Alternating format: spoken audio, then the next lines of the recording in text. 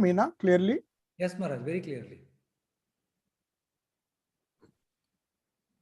Om Vasudeva Sutam Devam Kamsapachanuramardhanam Devaki Paramanandam Krishnam Vande Jagat Gurum.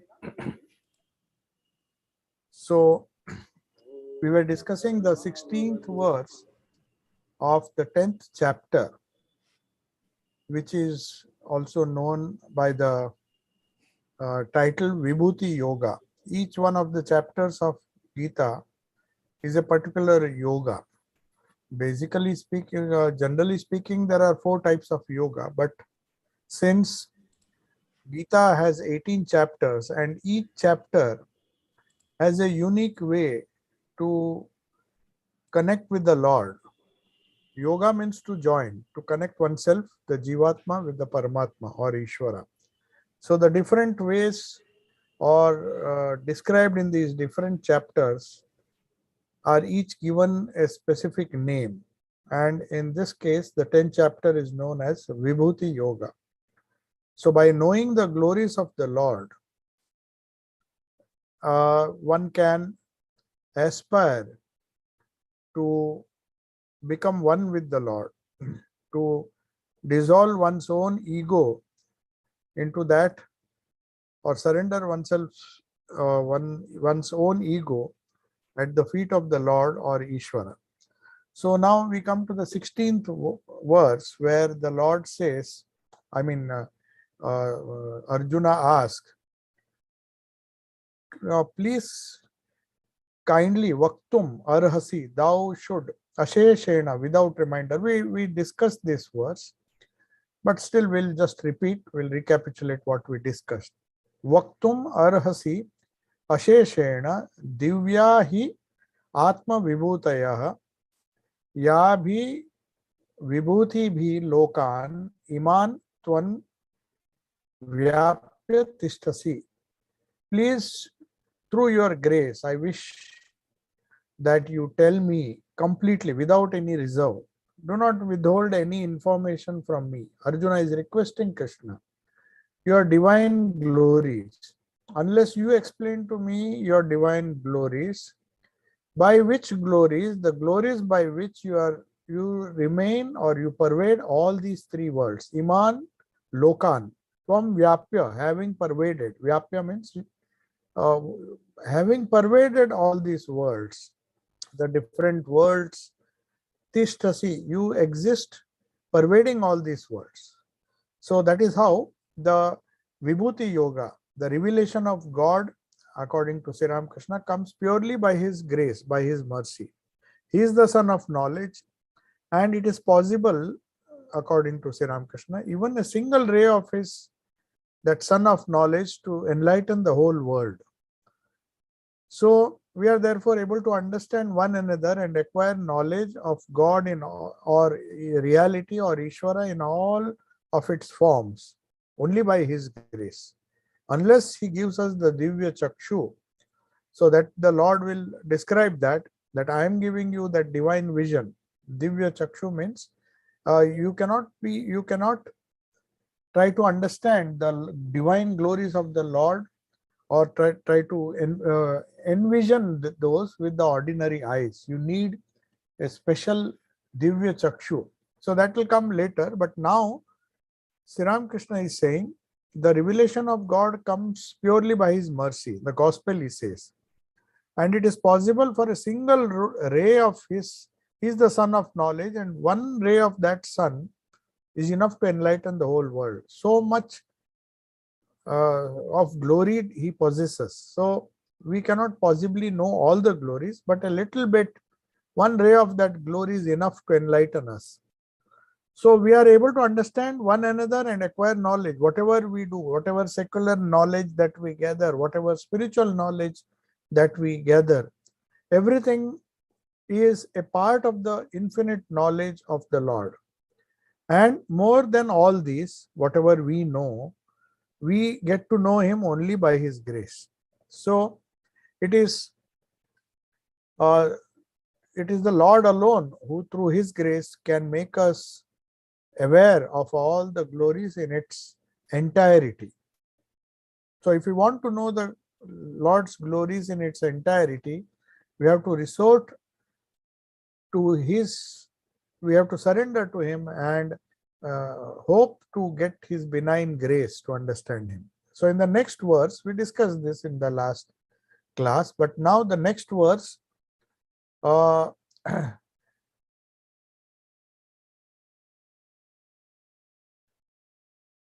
Arjuna is asking Sri Krishna, how may I know you, O yogin? Is addressing Sri Krishna as a yogin. And he says, now I suppose through your grace I know all the glories, but how do I know you? Through meditation. Katham vidyam aham yogin Swam yogin tvam sada parichintayan. Parichintayan, chinta means to think and parichintayan means to meditate. Through deep meditation, how do I realize you? How do I know you? And that is why he is addressing Sri Krishna as a yogi. Because only one yogi can teach, a perfect yogi can teach another aspirant who is aspiring to get the knowledge of yoga from him. So katham vidyam means how will I know you, O yogin? Tvam sada, how will I, by sada parichintayan, by constantly meditating on upon your glories or upon you, will I be able to know you? How do I know you? Keshu cha bhaveshu, in different aspects. In which different aspects should I meditate on you? Should I chintaya asi? Bhagavan Maya, by me, what are the different aspects of yours on which I should meditate deeply so that I know you, O yogin? How in effect, the question that Arjuna is asking Sri Krishna is that my mind is extrovert. I admit my mind, in the 6th chapter also we saw, he is explaining to Sri Krishna, that it is so difficult with this restless mind, this mind which is incapable of concentrating to understand you. So how can my extrovert mind cognize your presence in the objective things? I try to find you in these things that are perceivable by me through all the senses. But I can't do it because they are too trivial, they are too ephemeral, they are too transient, and I can't see anything permanent in these toys. So the example given is the sight of the toys of the child stirs up the thought of that child in the mother. So the moment she sees the toys, she immediately is reminded of her child. Say she's some toys in some showroom or some other place. She will immediately be reminded of her infant who would have been very happy playing with these toys. So I know Arjuna is pleading with the Lord that I know I am meditating on all these various aspects of yours, which are just like toys for you. They are even toys. I know they are toys, but in and through those toys, in and through those aspects which are like the toys, in and through those I want to know you. So just like a child plays with its toys and the mother thinks of the child, or mother is concerned that the child grows up and enjoys or gets the true knowledge, the mother doesn't want the child to play with the toys throughout his life. The mother wants the child to grow. So also Arjuna is saying, I may be child playing with these little toys of name, fame, glory, wealth, and all those things. I know they are nothing to you compared to your infinite glories. These small glories with which with which human being gets satisfied, they are absolutely nothing compared to your true glories. It is just like I am just playing with a few toys. But may I, through those toys, have the means to enjoy you or to understand you through the things of the world. So Sri Krishna is to give a beautiful example that imitation sometimes also helps. You may not understand God in essence, but through his grace, even when you play with these toys, in and through these various objects that God has created, you can get a glimpse of that glory if His grace is there. If the Lord's grace is there, it is not impossible to get a glimpse of His glories even in these transient things. So Sri Ramakrishna used to give a beautiful example. He used to say, just as toy fruits, in many houses, they exhibit these toy fruits and toy elephants and all. But the moment you see those toy fruits, they are artificial fruits, but they are painted and they are colored in such a way that they look like real fruits, real grapes, real bananas. And the moment you see them, you are reminded, you may not be able to eat them, but you are reminded of the real fruits. You are reminded of the real elephant. So also, the symbols and images of God, however trivial or however simple, however temporary they may be, if the grace of God is there, the eternal or formless God percolates or peeks out, as it were, through those temporary things. That is His grace. So we can see an ocean in a dewdrop. That is what one Swami Latu Maharaj, or who was also known as Swami Adbhutananda later on, he was an illiterate person. He did not even have, he was not even as literate as Sri Ramakrishna. Sri Ramakrishna at least could read and write. He did not even know that.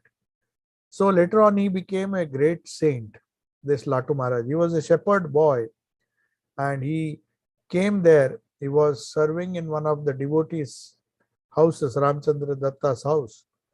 And Sri Ramakrishna saw his spiritual potential and then converted him into Swami Adbhutananda, a great saint. So many devotees used to go in later when he was quite old. They used to go to him and ask him certain questions. And they were surprised to see his wonderful knowledge. Once they asked, how can we know the infinite through our limited minds? That's a usual question asked by philosophers. And somebody must have thought, let me ask and see what answer this Latu Maharaj gives. He is not well versed in philosophy, leave alone philosophy, can't hardly write his name or read anything. But he said, why not? And immediately he pointed out to a small dewdrop. He says, can you not see that dewdrop? You see, the dewdrop is colorless. The tiny drop on the leaf is reflecting the whole sky and it appears as blue. So why not? The infinite sky can be reflected in a dewdrop. It is possible for the small mind or the limited mind of a human being to a pure mind, of course, not a impure mind. That's why Thakur used to say, Shuddha Mon, Shuddha Buddhi and Shuddha Atma are one. So the glory of the Lord can be reflected in the mind, provided it is pure, provided it is transparent enough. If the dewdrop is transparent, the water reflects the sky, the blue color of the sky perfectly. That doesn't mean there is sky in that dewdrop, but still the reflection is as good as the real, because the reflection is of the real. If there is a real, there is a reflection. So all these symbols and images, this verse, 17th verse, he says, O Lord, Katham, how do I, O yogi, by constant meditation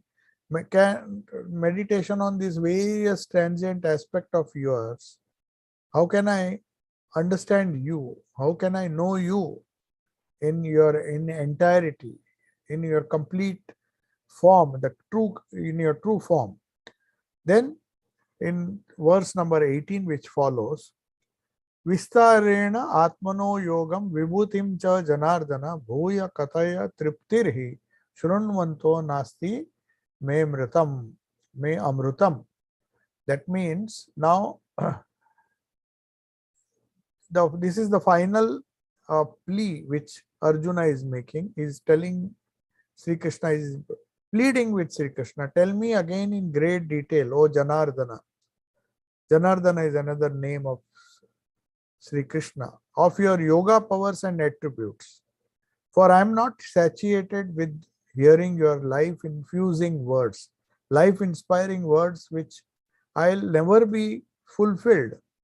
I will ever thirst for your wonderful words. So tell me in great detail. Tell me everything about meditation. Tell me everything about your yoga powers, your attributes.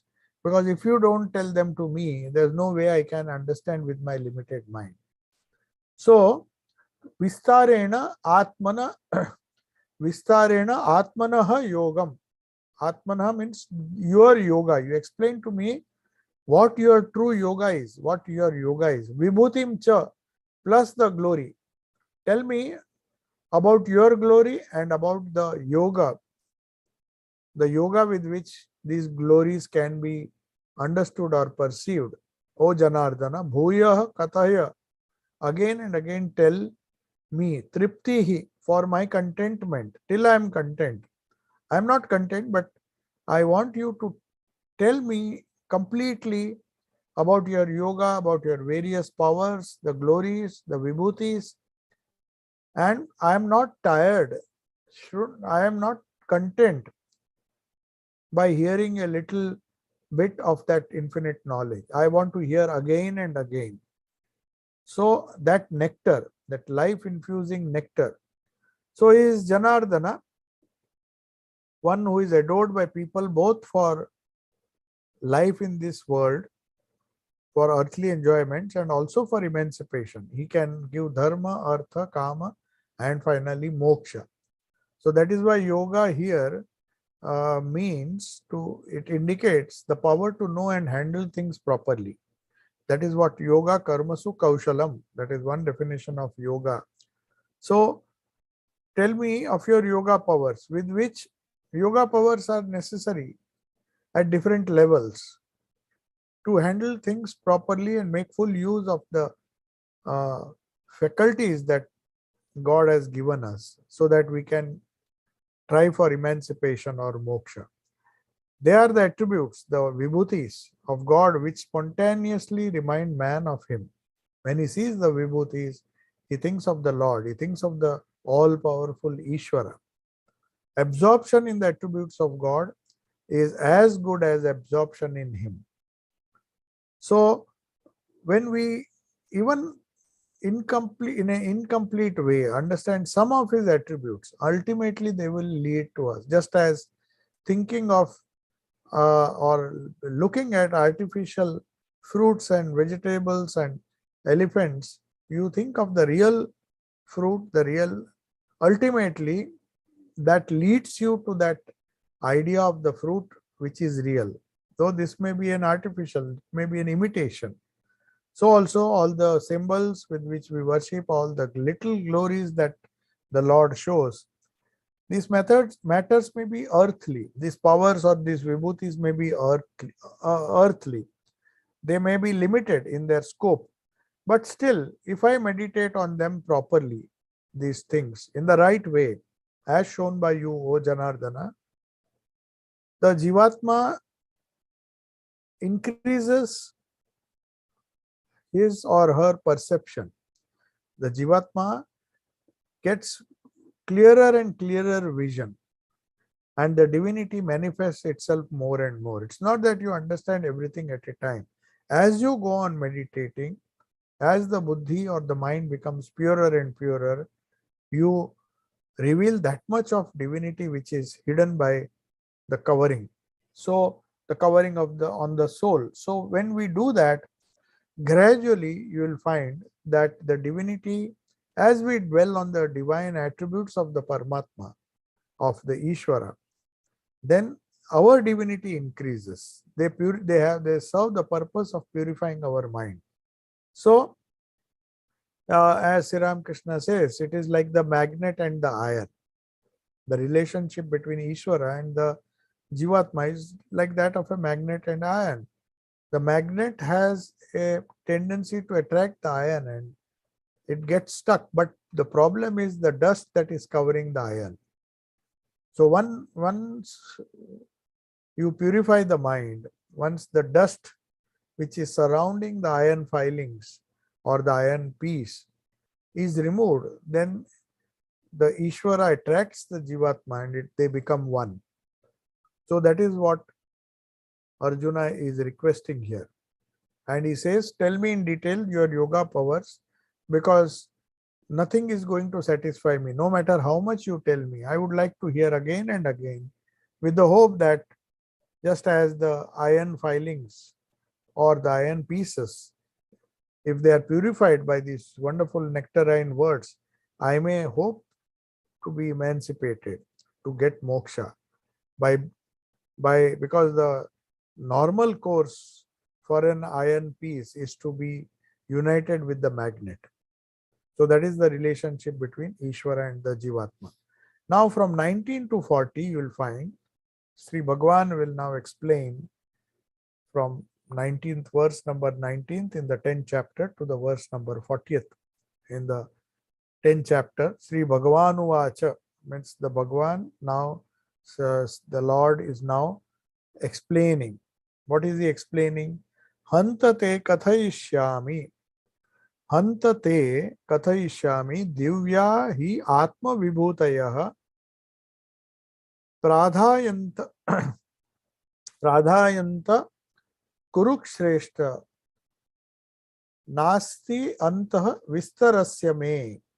Hanta, now hanta means now, very well, in completely or perfectly. Hanta, te, to thee, kathayishyami, I will declare. Kathayishyami, the Lord is telling Arjuna, now I will declare you very clearly. Hanta te kathayishyami. Divya, divine, he atma vibhutaya, my glories are divine indeed. As you mentioned, they are indeed divine, but I will explain to you them in completely. I will not withhold anything from you. Atma vibhutaya. Pradhanyatah. Pradhanyata means in their prominence. In their prominence, Kuru Sreshta, the best of Kurus. He is addressing Arjuna as the Kuru Sreshta, the Sreshta among Kurus. That is the adjective with which he is addressing Arjuna. Na asti antaya antah. There is no end to my glories. There is no end to my vibhutis. Vistarasya of there is no end to the glories. No matter how in whatever detailed manner I try to explain to you, there is no end of me. The infinite are my glories. That is how the Lord is declaring. And then he says, the blessed Lord said, or he says, very well, now I shall tell you my divine glories according to their prominence. There are various aspects of my glories. In different manifestations, they appear in varying degrees of prominence. It's not that all are equally prominent. So among certain species, there is one species which exhibits or which manifests the glory most. So that is me. So he will slowly take up one species after another in the created world and show that his glories are seen in the best among that species. So according to their prominence, according to their relative prominence, I'll tell how to meditate on my glories. So among the trees, I am this. Among the animals or among a particular species of animal, I am this. So he will mention all these glories so that it becomes easy for Arjuna to meditate, or anybody. Through Arjuna is addressing the whole world. So because there is no end, I'll give you according to their relative prominence the details. There is no end to the details of my manifestation, but I'll still try to explain a few of them. The splendors in nature that we see around us are all verily the attributes of Ishvara. They are all attributes of Ishvara. So it was impossible for Ishvara to recount them all because they are infinite in nature. A few specimens or a few examples alone can be mentioned. This infinitude has to be inferred from them. You have to use your anumana, your inference, because there is no end to my glories, but I'll tell you a few of them, and when you hear about them, then you will get an idea of my true glory. So to define God from scriptural knowledge, that what he implies, Sri Ramakrishna beautifully puts the essence of this verse as to define God by or through scholarship or from scriptural knowledge is like defining the holy city of Banaras after getting an idea of it through a map. You just see a map or maybe see a video or maybe see something, read a description of Banaras, will not give you idea of Banaras unless you really go. So I will give you a few specimens, but that will be partly expressing what I really am. The truth about the universe has to be known at the outset, and that is explaining in the beginning, before explaining his little glories by arranged in the degree of prominence.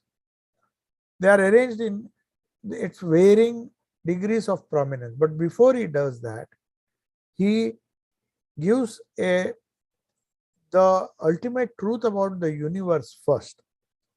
And then he tells, these are my glories. Before he tells, he reveals a secret first.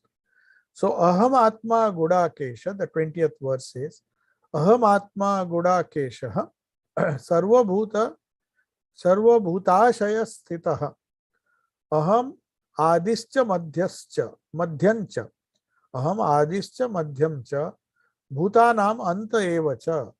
So, Aham Atma, I am the self. Gudakesha means one who has conquered sleep. That is the meaning. The one who has conquered sleep is known as Gudakesha. So I am the self, O Gudakesha. He is addressing Arjuna as Gudakesha. Arjuna is supposed to have conquered sleep. He is so alert all the time. So he is telling him, and it has another meaning also, that the inner self never sleeps. Once Sri Ramakrishna asked Latu Maharaj, please tell me when does your God go to sleep? So Latu Maharaj was confused. Swami Adbhutanandaji was confused. He said, how can God ever go to sleep? So this, when he addresses Arjuna as Gudakesha, the meaning is implied that the self never goes to sleep. The pure consciousness, which is the background of the whole universe, as the supreme self, it can never be unaware of anything. It is always aware. Awareness is a unitary thing. According to Advaita Vedanta, pure consciousness is not, it can never be limited. It is infinite in scope, and it is infinite in time, infinite in measure, infinite in all respects. So he says, I am the self, O Gudakesha. Now, Aham Atma Gudakesha, Sarva Bhuta Shaya Sthitaha, seated in the heart of all beings. I may be in all pervading, but you can find me specially in the heart, because heart is also known in Vedanta as the Chit Jada Granthi. It is the place where Jada means the inert nature. And according to Vedanta, even the mind is inert. Mind is just subtle vibration. Body is a gross vibration. The subtle body is a finer vibration, but it is a vibration all the same. So as far as inertness is concerned, all these things are inert. Everything except the Purusha or the Brahman, according to Sankhya Purusha, according to Vedanta, the Brahman or pure consciousness. Apart from that, everything else is inert. So I am seated, but there is a connection between that awareness and the Jada and the Chit. The Chit means Chaitanya, the pure consciousness seems to be connected at some place. There seems to be a knot. That is what Vedanta says. And that Chit Jada Granthi, the knot which ties Prakriti to the Purusha, that is in the heart. So you have to untie the knots. That is why in the Upanishads they say, you untie the knots of the heart. When the knots of the heart are torn asunder, when you remove that Chit Jada Granthi, now the problem is the knot is so tightly tied that you are mistaking the Jada for the Chaitanya. And that is why we suffer. We mistake the Prakriti for the Purusha because they are all mixed up together. So Satya and Asatya, or the real and the unreal, they have been somehow, Advaita Vedanta says it is because of Maya they have got mixed up. Otherwise, other philosophy says it is because of the proximity they have got mixed up. Or according to the Dvaita, they are eternally mixed up. There is an eternal Ishvara and there is an eternal Jiva. And he can at the most hope to go close to the Ishvara, but he can never become one with the Ishvara. But of course, Advaita Vedanta disagrees. But here, this verse can be interpreted in any way.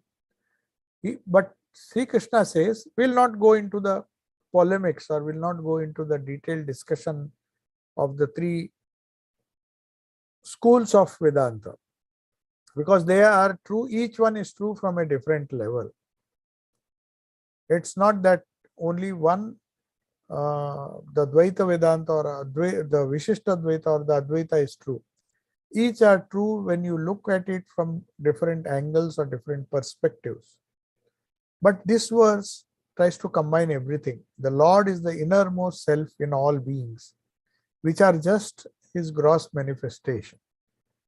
The effect is nothing but cause in another form. Whatever we see in this universe, so God is the material cause as well as the other cause, the cause, the material cause from which this universe has evolved, and the other cause, that is the cause which has converted it, transformed it into another reality. So both the effect is nothing but cause in another form. The Lord is the material as well as the efficient cause. Efficient means the methodology through which the material gets converted. So he is both the efficient and the material cause of this universe. And since he is using the word Gudakesha, he is hinting, Sri Krishna is hinting that if one is awakened in the self, he can cognize the fact that Ishvara is putting on the appearance of the visible universe. He is, as it were, pretending that the one awakened in the self, only such a person who has conquered sleep in the true sense, not that he is having insomnia or something like that. That is not the idea. Conquered sleep means who is always aware, who has understood the pure consciousness which is at the background of the visible universe, which is animating this universe, which is animating, sitting in the heart of every being. Heart, because heart is the center. So Sri Krishna gives a beautiful example. He says, it is my cosmic mother, the divine mother, who has become everything. Because as Prakriti or as Shakti, Shakti is according to the Tantras, Prakriti is according to the Sankhya. So it is the cosmic mother who has become everything. So the transformation that we see is in the Prakriti, not in the Purusha. She of omnipotence has become the universe and the beings in it. She reveals herself as the body, the intellect, the virtuous path, the spiritual pursuit. That means from Annamaya Kosha to the Pranamaya Kosha, then Buddhi, that Vijnanamaya Kosha, Manomaya Kosha, the spiritual pursuit, the different Anandamaya Koshas, all the different coverings are self-revealed or are revealed herself, revealed by Mother. The Divine Mother reveals herself in these different forms. She is the one who is pervading all this, the whole Prakriti. But that Shakti and that Brahman are one. If she manifests, she is Shakti. But Avyakta, if she is Avyakta, she is in the absolute state, then Shakti becomes Brahman. Sri Krishna is to give the example of a snake and who is motionless and a snake who is in motion. The snake who is motionless, if it is compared to the Brahman, it's just an example, but it gives some idea. And if that same snake, if it starts moving, then it is Shakti. So Brahman and Shakti are like a snake, steady snake and a moving snake. a snake which is lying inert. But the moment it starts moving and manifesting, that Brahman manifests as the efficient as well as uh, the, the material cause. So we don't say, like the Semitic religions do, that God has created the material, there is some primordial matter from which he creates, just as a potter creates pot using mud and all those things. No, that is not how God creates. According to Hinduism or according to Gita or Vedanta, God creates the universe out of himself. So he is the material cause and one who makes the cause into effect, the efficient cause also. So he is the material and the efficient cause of this universe. So Aham Atma Gudakesha, we'll read this again. Aham Atma Gudakesha Sarva Bhutashaya Sthitaha. Bhutashaya, seated in the heart of all beings. Aham Adihi, I am in the beginning, I am in the middle, I create, I sustain, I destroy. And Antaha, the created universe, it is created out of me, it sustains itself and again is absorbed back into me. Anta also, I am the end of that also. So that is the meaning of this 20th verse. Now he will specify, he will give in the order of prominence. He will mention the different species. The different created beings. So the different created beings, among them, the greatest one among this species, the greatest one among animals, the greatest one among plants, the greatest one among the winds. So greatest one among the stars, just to show that when you see greatness of any kind, you should try to see the glory of the Ishvara in that. It is a kind of meditation. It's not the ultimate truth. He first tells the ultimate truth in the 20th verse, the verse which we just now discussed, that Aham Atma Gudakesha. We have to remember that the truth about the universe is first explained at the outset. Aham Atma Gudakesha Sarva Bhutashaya Sthita Aham Adischa Madhyamcha Bhutanam Anta Evacha. So among all these creatures, I am the beginning, I am the end, I am the middle, the sustainer and the destroyer also. So everything rests in me. It begins from me, it's created from me. So that is the ultimate truth. And I reveal myself in the, I reveal, I am seated in the heart of all beings. You can recognize my true self by meditating in the heart. So that is where the Chit Jada Granthi is. The pure consciousness, very delicately, as the Upanishad says, you have to separate the consciousness and the Prakriti and do not allow them to mix. It is because of the mixture, because of that ignorance, the Aham comes, Avidya gives rise to Aham, Asmita. Then we have Raga, Dvesha. If you take the methodology or the system of the yoga which is based on Sankhya, they say everything comes from Avidya. Or Avidya gives rise to Asmita, the sense of egoism, and then it gives rise to Raga, Dvesha, Abhinivesha. These are the different kleshas, of course, but they are the ones which give rise to sorrow. So Dukkha Nivrutti, the removal of sorrow, is by meditating on our true self in the heart. And that is where he is residing. That's why he says, I am that Atma, the Supreme Self. Sarva Bhuta Ashaya Sthita, seated in the hearts of all beings. In the beginning I was there, I sustain these creatures, and I also destroy these creatures and absorb everything back into myself. So having understood this, now all the particular vibhutis from verse number 21 to 40, we will see they have been described. Adityanam aham Vishnu Jyotisham api Jyotisham Ravi Anshuman, Marichi Marutam, Nakshatranam Aham Shashi. Now Aditya, among all the Adityas, I am Vishnu. Of the luminaries, of all the lighted things, that is Jyotisham, there is fire, uh, there are so many bright things, fireflies, the fire and all. Among all the things that illumine, I am the radiant sun.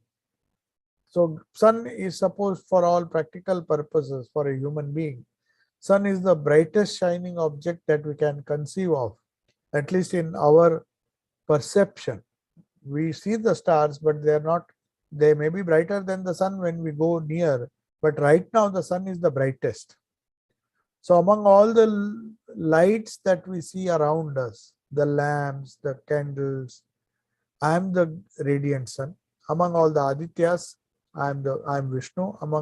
I am Marichi of the Maruts. Now we will discuss what these things are in great detail, but first I will translate it for you. I am Marichi of the Maruts, of the all the heavenly bodies. The moon I am.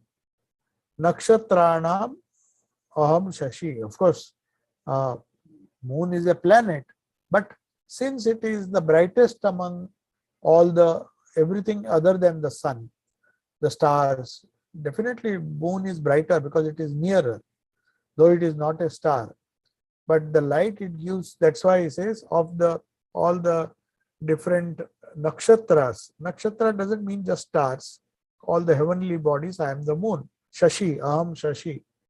And among Maruts, among all the different types of breezes or the winds, I am Marichi. Now we'll see what it is.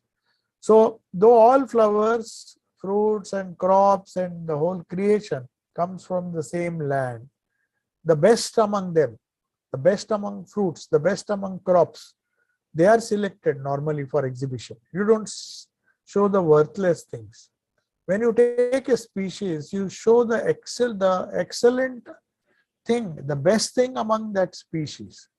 The whole of manifested universe is the glory of Ishvara, no doubt. But only the prominent among them, those that demand our attention because of their prominence, because of their greatness, are selectively, in that order it is mentioned here, and they are mentioned as Vibhutis of the Lord, the attributes of the Ishvara. Not that the others are not attributes. They are also attributes. But only the prominent ones are selected to give an idea that when you meditate on a certain species, you meditate on the best among them. So Aditya, they are the 12 names which are connected with the 12 months. That is how Adityas are named. So they start from something around April. That is how the Indian calendar is, of course, different. But maybe starting from April, they are Amshu, Dhata, the list is there, the 12 Aditis, the 12 months. So the 12 months beginning with January, there are others. There are Amshu, Dhata, Indra, Aryama, Vishwasva, Parjanya, Dvashtha, Mitra, Vishnu, Varna, and Pusha. So these are the different names. That is the list I got of all these Adityas. But the most prominent among them is the January, and that the Aditya of January, the presiding deity of the month January, is known as Vishnu. So, which is very much liked by all the people, because January is the month from which the seasons, or the months which commences his course towards the summer solstice progressively. The pinching the cold of winter, people are tired, and then January, when January comes, slowly the cold becomes less and less. December 22, they say, is the coldest day, or the longest night, the shortest day. Then progressively from January, you will find January is the month where slowly. Vishnu means that which is all pervading. But here the name of the Aditya. So among all the Adityas, the 12 Adityas, which represent the 12 months, the Indra, Rima, and all those things, he is Vishnu. Because January brings a lot of relief. The Makar Sankranti also, you will find, comes in January. So in the Vishnu Sahasranam also, the name Vishnu is definitely a very prominent name and attributed to the sun god who is traversing the universe. The sun was very prominent in our mythology. So Vishnu himself becomes, so the sun god is known as Surya Narayana. So he himself becomes Surya Narayana. So that is why Vishnu is very prominent, and he is the one who, with whom all the glories of the Lord are identified. So sun is the most prominent among the illumined object also. So then we have the 49 Maruts or wind gods. Our mythology has these different classifications. The wind that causes immense good, they say, is Marichi. So the best of the wind gods is therefore identified with Ishvara. So these are just examples, and Sri Krishna is telling Arjuna, whether you meditate on the Adityas, the 12 Adityas, take the best one among them, the most prominent one among them, and meditate on that. Among the 49 types of winds, which has been classified, Maruts, see, that is the greatness of our Vedic culture, our Puranic, Vedic or Puranic culture. Nature, everything in nature is deified. They are considered to be, definitely they are not the supreme gods, but they are the lesser gods, but they are still divine. In increasing order of divinity, they are classified. So whether it is the breeze, whether it is the bright objects that are luminous, everything you try to see God. That the idea is, don't lose focus. Don't forget Ishvara. Lead a God-centered life. Whether you are dealing with light, whether you are dealing with breeze, whether you are dealing with stars, try to see the divinity. Take the most prominent among them and identify it with Ishvara. So the best of wind gods is Marichi. And among all the luminous objects, we cannot imagine anything brighter than the sun. And that is during the day. The foremost among luminaries during the day, no matter how bright a light you take, the sun is the brightest during the daytime. But when the sun sets, then it is the moon which is the brightest. The stars are there, but their light is nothing compared to the moon. So these two heavenly bodies are viewed as with so much of veneration as the manifest representatives of the Ishvara whom we are worshipping. So every time we worship anything in Prakriti, so as Sri Ram Krishna, or as the Ishopanishad says, and Swami Vivekananda tries to explain in his famous talk, God in Everything, which he delivered in London, he says that try to see that God, cover everything with the Lord. Isha vasyam idam sarvam yat kimcha jagatyam jagattena tyaktena bhunjita magrada kasya svidhanam. So the Ishopanishad tells us very clearly that try to cover everything with the Lord. What does it mean?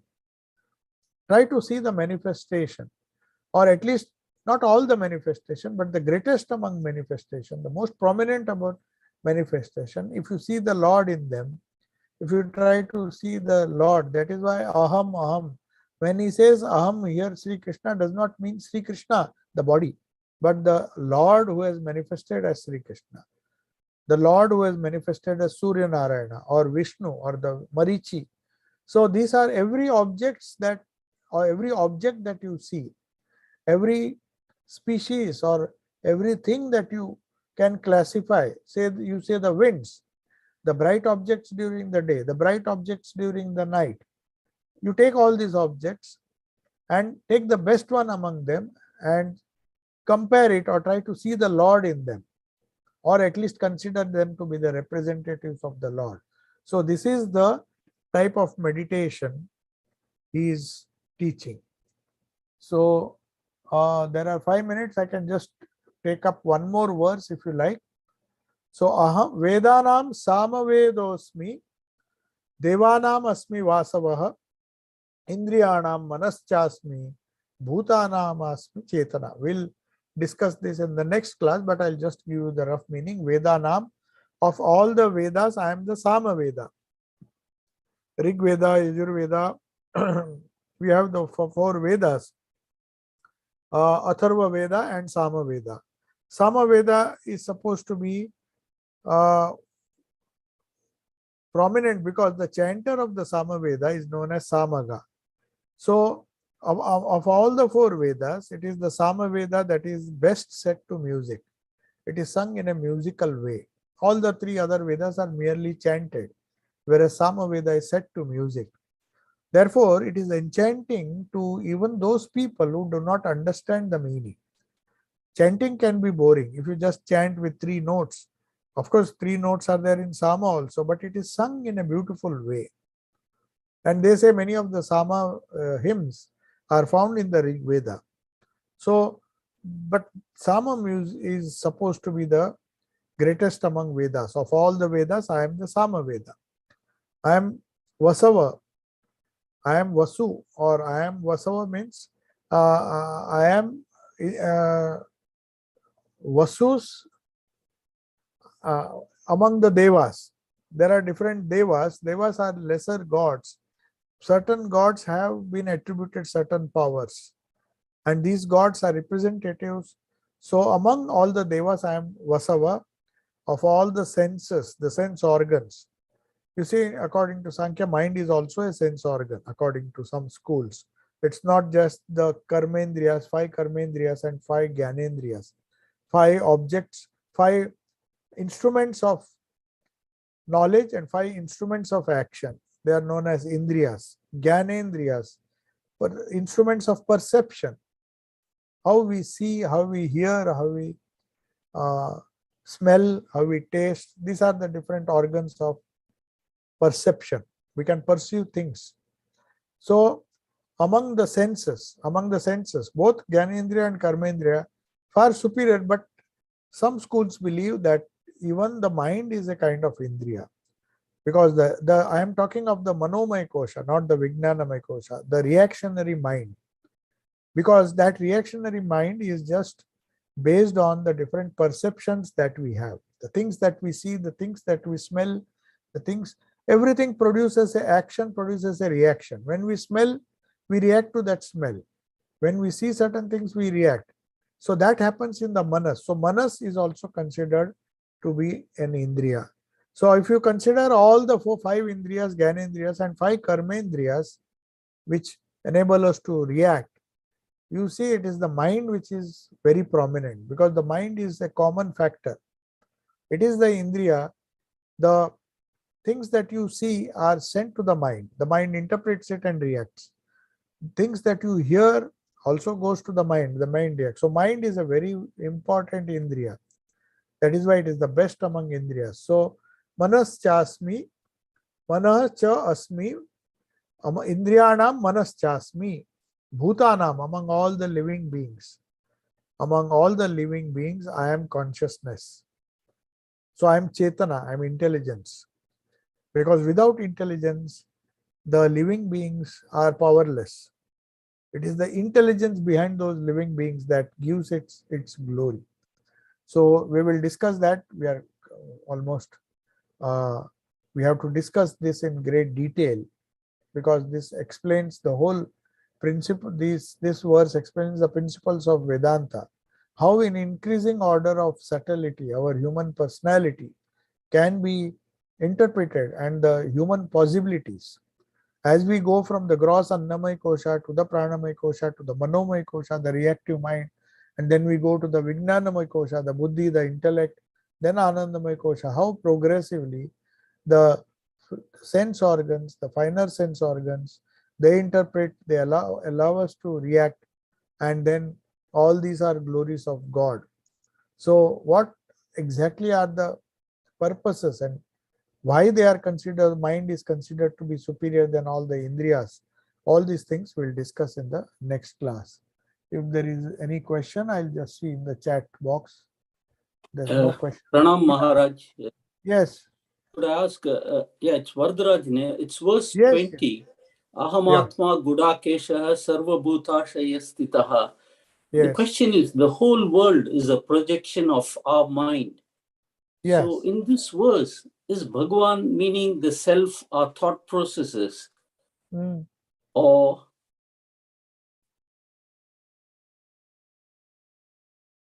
yes. Yeah, is the self here, is it to do with It our is the thought Atman. processes? It is the indwelling self. It is not the Jivatma here.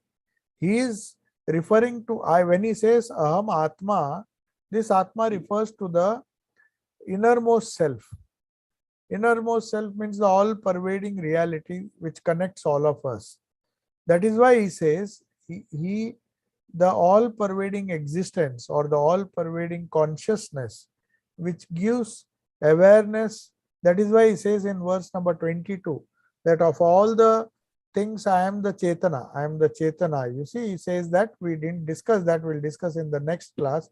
Bhutanam Asmi Chetana. Asmi Chetana.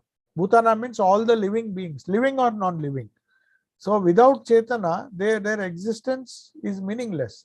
They become jada. So it is the pure consciousness. So in that sense, he is the self. And since he motivates all the beings to move, to grow, to have a beginning, to create, to sustain and to destroy, everything happens in that Ishvara, and he is the self who is all pervading. He is the self of me, he is the self of you, he is the self of the stone in different manifestations. They may have increasing order of prominence. That is why he's trying to say, the Lord is trying to tell us that see the glories in the most prominent thing among the species. If you take the particular species, say maruts, the winds, take the best among the winds. So also that is just an indirect way of reaching the highest. That is not the highest. It is the prominent, most prominent, because there is more manifestation of that consciousness in that. So consciousness is there in the plant also, it is there in the animals, it is there in the stone. As the famous Sufi mystic said, consciousness is static in the stone, but it is still there. Consciousness is vibrating little bit in the trees, in the plants, in the plant kingdom, but it is fully active, dynamic in the animal. So consciousness, as consciousness, is the self. And that is why it's seated, because that consciousness, chit jada granthi, as I told you, can be felt in the heart. You may ask why it cannot be felt on the head or anywhere else. No, it doesn't happen. Even Shankaracharya, if you see the Advaitic text, somehow they say you have to search or touch that consciousness in the heart, to meditate in the heart, because that is the place where our ego sense appears to be very strong. That's why when I say I don't say I like this, I'll say it like this. Somehow the hand goes to the heart. So there is something special about that. And everywhere you will find the spiritual heart mentioned. It's not the physical heart, it is the spiritual heart. So that is, in that sense, he is Aham Atma Gudakesha. Okay? The self that is in the hearts of all, living as well as non-living. You may ask, where is the heart of the non-living thing? Like a stone, does it have a heart? It has. It has an identity.